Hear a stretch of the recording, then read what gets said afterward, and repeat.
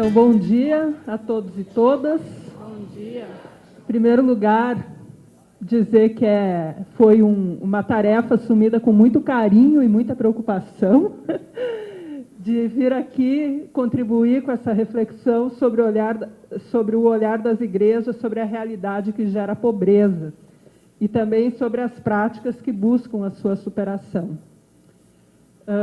Tenho um carinho muito grande pela Caritas, já encontrei a Loiva, nós fomos parceiras e companheiras no Rio Grande do Sul, de organizações de encontros ecumênicos, então, por isso, para mim, foi um convite muito especial, que eu assumi com muito carinho. E também quero desejar um bom dia, e a minha alegria de encontrar o Dom Leonardo, o Ademar, né, nosso companheiro de debate sobre marco regulatório, que nunca sai do lugar. Bom, parece que agora deu uma caminhadinha, né? Vai depender de vocês. Pois é. E, bom, eu estou com um problema que eu gostaria de compartilhar, ao mesmo tempo pedir desculpas, que 12h30 eu tenho que ir para Curitiba, porque lá tem o Sulão, o mutirão ecumênico, que está acontecendo desde ontem. E eu tenho uma participação para fazer. A gente tentou comprar a minha passagem para as 14h, mas o preço era proibitivo. Não dava, uma questão moral. Então, nós compramos a passagem para 12h30, então, umas 11h30, mais tardar. Peço 1000 desculpas, mas foi pura coincidência mesmo de atividades. Então, eu gostaria de começar essa reflexão com o seguinte pensamento. Conseguiremos ser jovens no sentido de sermos originais, no sentido de nos conservarmos próximos da fonte da vida, no sentido de erguer-nos e sacudir as amarras de uma civilização obsoleta, de ousar o que outros não têm coragem de arriscar e saber voltar a emergir no elementar? Eu inicio essas breves reflexões sobre o olhar da igreja, sobre a realidade que gera pobreza e miséria, recuperando essa citação do autor alemão Thomas Mann. Nós poderíamos livremente identificar algumas outras possibilidades que a palavra jovem poderia significar. Entre elas, atuais, ousados, ou uma palavra mais bíblica, proféticos. Vamos experimentar, então, mudar essa pequena citação utilizando a palavra proféticos no lugar de jovens. E aí vem de novo a pergunta. Conseguiremos ser proféticos no sentido de sermos originais, no sentido de nos conservarmos próximos da fonte da vida, no sentido de nos erguermos e sacudirmos as amarras de uma civilização obsoleta, de ousar o que outros não têm coragem de arriscar e saber voltar a emergir no elementar? E o que é elementar para nós, que somos igreja? E aí eu vou seguir pelo mesmo caminho do Dom Leonardo, que é provocar a reflexão sobre o que é ser igreja. E aí, para isso, me baseei num documento elaborado pelo Conselho Mundial de Igrejas, que tem a Assembleia, que vai iniciar agora, no início do mês, e que fez um documento lá provocando a reflexão sobre o que significa ser igreja hoje.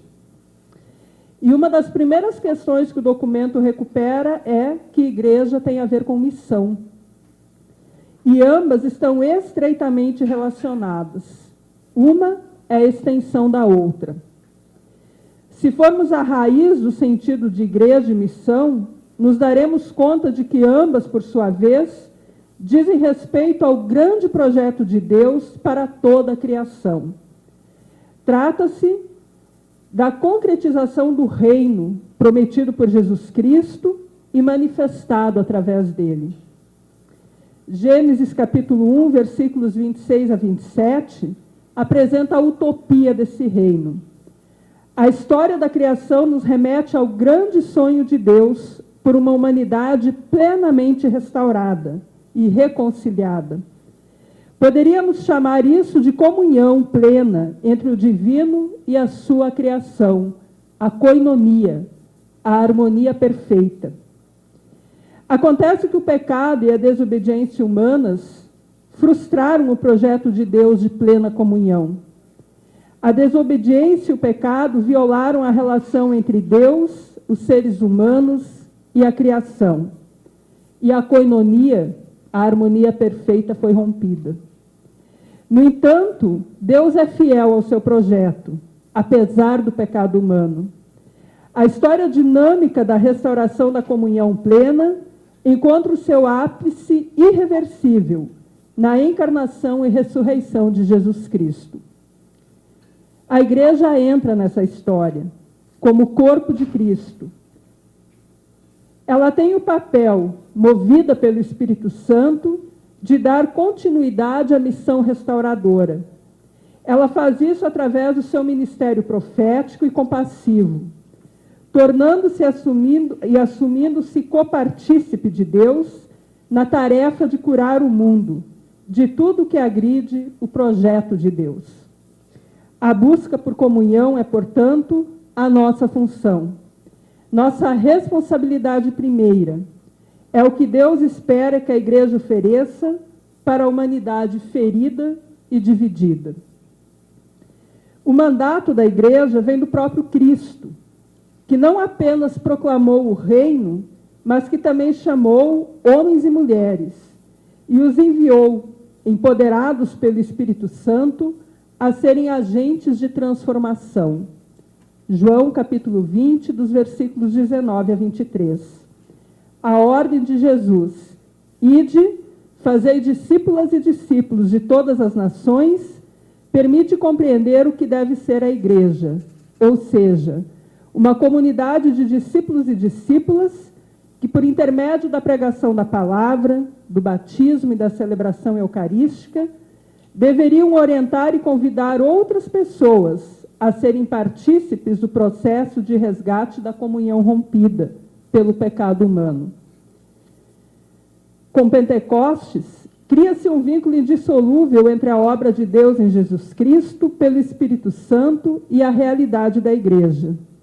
Portanto, a origem da igreja está alicerçada no plano trino para a restauração da humanidade. E devemos fazer isso proclamando boas notícias aos pobres, anunciando liberdade aos cativos, dando comida a quem não tem de comer, denunciando tudo que fere a imagem de Deus e anunciando o reino. Recuperando o elementar do que é ser igreja, que é de trabalhar pela comunhão plena, conseguimos identificar o que é manter-nos próximos da fonte da vida, ou seja, de Deus. Entretanto, conseguiremos ser proféticos no sentido de nos erguermos e sacudirmos as amarras de uma civilização obsoleta, de ousar o que outros não têm coragem de arriscar? Essa pergunta nos desafia a refletir sobre como proclamar o Evangelho de forma que ele provoque rupturas capazes de restaurar a reconciliação rompida. Proclamar o Evangelho é um gesto político. Na medida em que nos erguemos e sacudimos as amarras de uma civilização perdida em si mesma, que está ultrapassada, porque não consegue superar a lógica do pecado que se torna visível na concentração de riquezas, que gera pobreza, na ideia do lucro pelo lucro, na autossuficiência humana, na compreensão de que cabe ao ser humano domar a criação para atender às suas necessidades. Proclamar o Evangelho, portanto, tem a ver com a reflexão sobre o desenvolvimento humano. As igrejas, ao olharem para a pobreza a partir da lógica da comunhão ferida, perguntam-se: que tipo de sociedade construímos a partir da nossa autossuficiência? Certamente, a pobreza não é algo desejado por Deus, porque ela tira do ser humano a sua dignidade. A pobreza fere a imagem de Deus. Ela rompe com a comunhão. A relação entre proclamação do Evangelho e transformação das estruturas geradoras da pobreza seriam, portanto, o papel primeiro das igrejas, considerando que sua missão é restaurar a comunhão rompida com Deus. Desde a perspectiva protestante, que é a dimensão das igrejas que eu represento, ou da qual eu comungo, esse também veio, essa preocupação também, essa dimensão também foi uma das preocupações dos reformadores. E eu cito dois só para dar o exemplo. Martim Lutero e John Wesley, que foi o que iniciou o movimento metodista. Lutero, por exemplo, em 1542, escreveu sobre o comércio e a usura. Trata-se de um texto em que ele critica práticas abusivas de comerciantes que não sentiam nenhum tipo de constrangimento em vender a sua mercadoria a prazo, parecido com as Casas Bahia. Para Lutero, essa prática era um pecado grosseiro, contra a palavra de Deus por pura ganância e petulância. Era também um pecado contra o próximo, cujo prejuízo não era levado em consideração. Também criticava os que vendiam as mercadorias por um preço maior quando essas estavam faltando no mercado. Ele chamava esses comerciantes, o Lutero, ele era bem assim, meio... Ele não tinha muito medida com as palavras, ele falava o que vinha na telha. Então, ele chamava esses comerciantes de ladrões, assaltantes e agiotas públicos. Ele criticava também os comerciantes que queriam monopolizar o mercado, oferecendo a mercadoria por um preço menor, forçando os concorrentes a deixarem de vender. Para Lutero, vender a mercadoria tão cara, sem critérios, e o empréstimo e a fiança eram 3 fontes de onde emana todo crime, injustiça, fraudes e esperteza. Logo, dizia ele, tentar impedir que a fonte jorre sem entupir é trabalho e esforço perdido.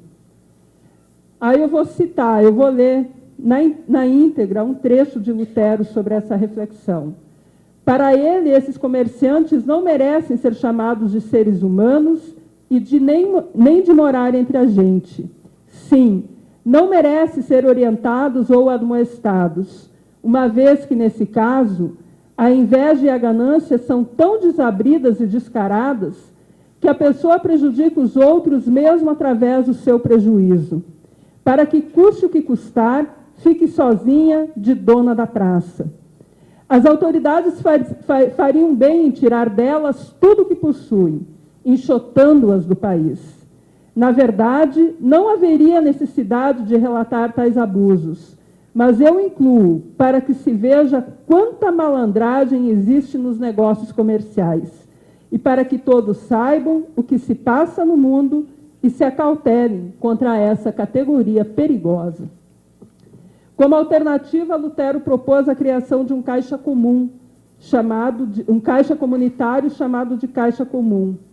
Tratava-se de uma tentativa de identificar alternativas que fossem viáveis em nível local e que estivessem embasadas por uma perspectiva ética, na perspectiva de uma sociedade orientada ao cuidado das necessidades da população.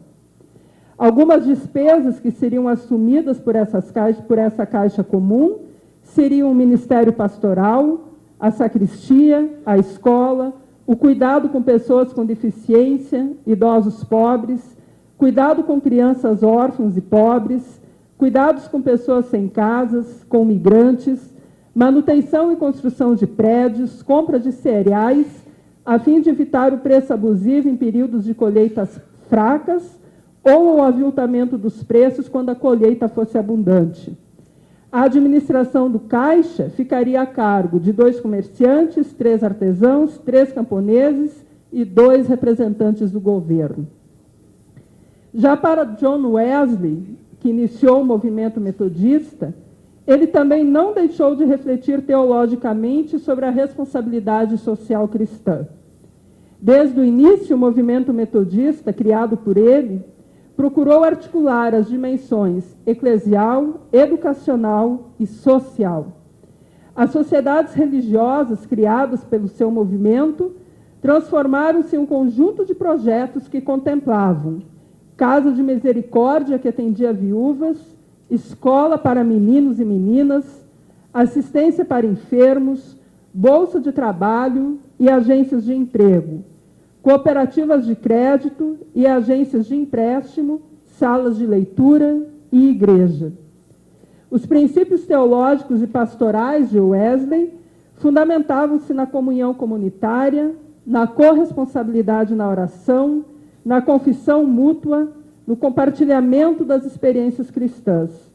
Compreendia que a experiência comunitária cristã deveria manter continuamente uma dinâmica criativa e positiva entre fé e obras, entre obras de piedade e obras de misericórdia, a prática integrada de santidade pessoal e santidade social. A convicção teológica dessa prática advinha de sua reflexão sobre salvação e santidade. A partir da reflexão sobre essas duas dimensões, é que ele identificava a necessidade da restauração da capacidade humana de não pecar e da capacidade humana de amar a Deus. Ele compreendia que a salvação era a plena restauração da deformada imagem de Deus em nós.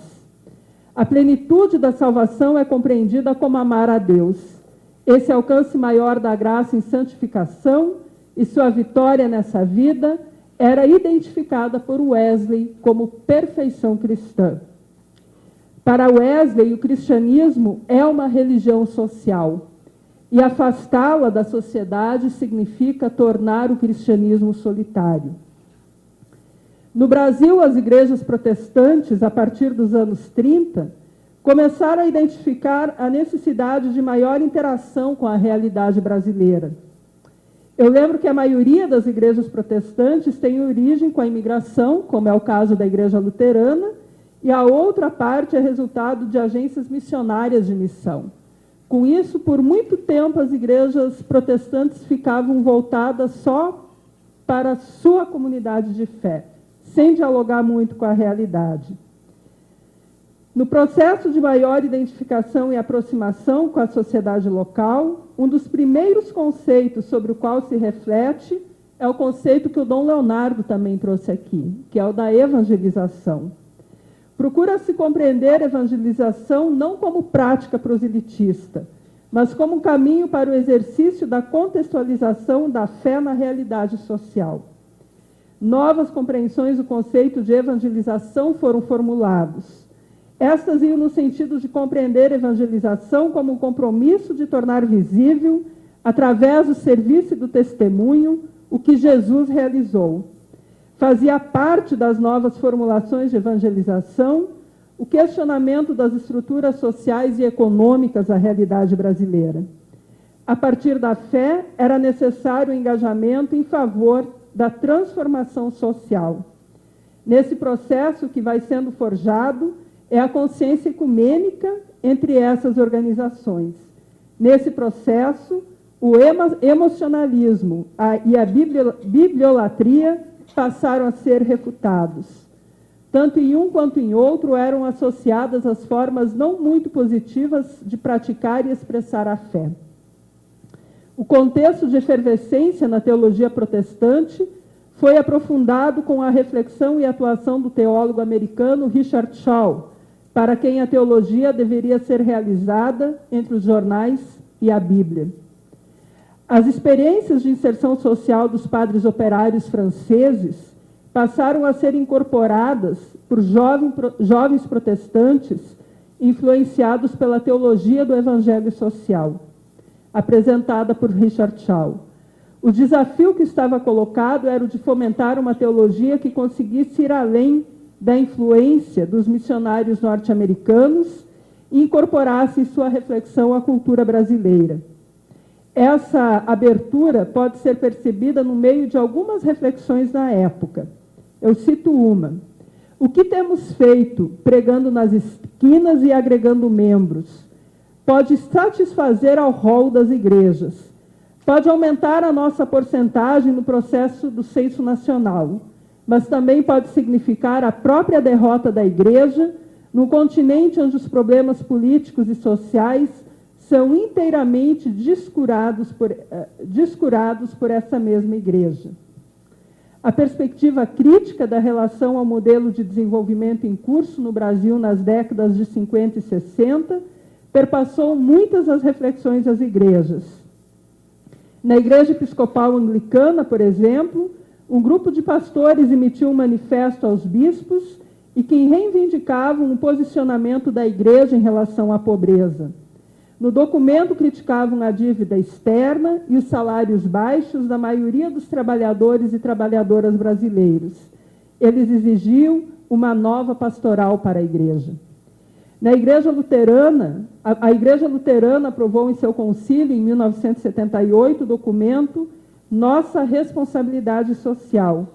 Seu objetivo era o de despertar tanto a responsabilidade quanto a ação social dos membros. A inserção social da ISLB ocorre através da participação e envolvimento ativo em temas relacionados à questão agrária, cujo desdobramento em 78 foi a criação do Centro de Apoio ao Pequeno Agricultor, o CAPA, que incentiva o cooperativismo e o associativismo entre os agricultores. Quando olhamos para as situações que geram pobreza, deveríamos nos perguntar: existe uma relação entre religião, desenvolvimento e valores sociais? Fazer essas perguntas é ousar o que nem sempre temos coragem de arriscar. Uma das características do processo de modernização é a tensão entre diferentes valores sociais. Por um lado, prosperidade, riqueza e competição e acúmulo. Por outra, distribuição, solidariedade e coletividade. Nesse contexto de missão entre valores sociais, podemos identificar uma importante contribuição das igrejas, a partir do momento em que elas provocam e chamam a atenção para a contradição presente nesses valores. Como falar em prosperidade quando muitos não têm o que comer? Como falar em produção quando a maioria não tem trabalho? Nesse contexto, proclamar o Evangelho é gerar uma consciência reflexiva em torno dos temas e dos efeitos negativos produzidos pelo sistema econômico e social em que vivemos. Quando refletimos sobre o olhar da igreja nas situações que geram pobreza, talvez poderíamos ter um papel importante para chamar a atenção do porquê há necessidade de uma ética econômica global. O primeiro aspecto dessa ética seria o preceito de que as decisões econômicas sirvam sempre à formação e à potencialização dos recursos e capacidades individuais necessárias a um desenvolvimento autêntico do indivíduo e de uma convivência feliz. Nesse sentido, temos um papel relevante a cumprir, no sentido de provocar a necessidade de termos um mínimo de conjunto de critérios que são irrevogáveis e posturas pessoais básicas que possam impedir a ameaça de povos e culturas. Em um contexto em que religião e mercado estão separados por uma linha tênue, seria profético provocar a reflexão sobre uma ética da responsabilidade, como a que propõe Hans Küng. Esta poderia ser um papel importante a ser fortalecido na ação das igrejas no espaço público. Para Hans Küng, essa ética da responsabilidade se encontra ancorada em um princípio básico. Todo ser humano deve ser tratado humanamente. A regra de ouro dessa ética é: não faças ao outro o que não queres que façam a ti. Além disso, essa ética é explicitada em 4 diretrizes muito conhecidas por nós cristãos e cristãs: não matar, não roubar, não mentir. É responsabilidade de todas as pessoas superar a pobreza, a desnutrição, a ignorância e a desigualdade. É tarefa de todos a promoção do desenvolvimento sustentável em todo o mundo, a fim de assegurar a dignidade, liberdade, segurança e justiça. Nossa tarefa como igrejas de restaurar a comunhão rompida com Deus através do pecado nos impõe a tarefa de provocar a discussão sobre um mínimo de padrões éticos capazes de garantir a coexistência humana. Esses valores éticos devem ser orientadores para políticos, comunidades religiosas, companhias econômicas e empresariais. Cabe nos perguntar pela responsabilidade de uma empresa com o objetivo de alcançar o lucro, que tem como objetivo alcançar o lucro, sem se importar em promover para tanto, promover o uso de agrotóxicos de maneira irrestrita. Cabe nos perguntar pela responsabilidade das empresas que promovem a monocultura e destroem culturas locais. Qual a responsabilidade ética de quem acumula a terra? Qual a responsabilidade ética de quem promove a venda de alimentos industrializados, sabendo riscos desses para a saúde?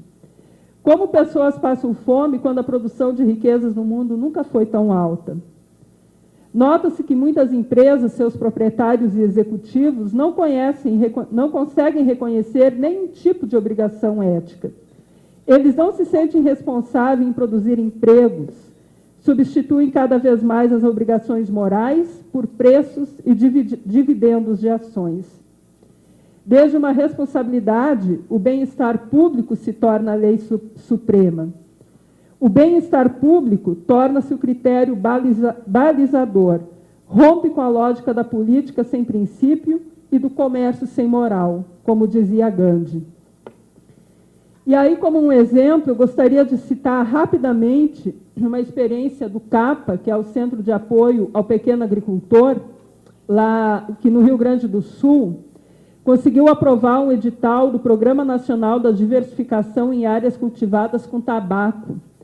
E, a partir dessa experiência, o CAPA provocou um grupo de 935 agricultores, para aqueles 960 famílias de 8 municípios, para que eles deixassem de produzir tabaco e passassem a cultivar outros tipos de cultura numa lógica agroecológica. Esse projeto agora ele deu muito certo e ele vai servir de parâmetro para a Organização Mundial de Saúde e vai ser levado para outros países, essa experiência. E o impacto dessa experiência foi muito grande, porque atacou o coração da indústria fomageira, que no Rio Grande do Sul concentra a maior parte da produção de folhas de fumo, são 96,4% do total. Nessa região, aproximadamente 150 mil produtores cultivaram o tabaco, 90 mil só no Rio Grande. Essa experiência e muitas outras que são realizadas pelas igrejas apontam que a missão da igreja é exatamente a de provocar rupturas, com tudo que fere a comunhão com Deus. Todos os modelos econômicos que violentam a diversidade de culturas, concentram a economia, geram pobreza, são agressores à própria imagem de Deus, portanto, precisam ser transformados. Em um período de concentração de riquezas e aumento rápido da pobreza, muitos governos e agências multilaterais desejam o trabalho das igrejas como redes de proteção e segurança, para minimizar o impacto das políticas neoliberais. Entretanto, o Evangelho nos provoca a não entrarmos nessa lógica. Nossa tarefa é ir além, é provocar mudanças no sistema com vistas ao bem comum e para a restauração da comunhão ferida. Portanto, segue a oração. Que sejamos proféticos no sentido de sermos originais, no sentido de nos conservarmos próximos da fonte da vida, no sentido de nos erguermos e sacudirmos as amarras de uma civilização obsoleta, de ousar que outros não têm coragem de arriscar, e saber voltar a emergir no elementar. Amém.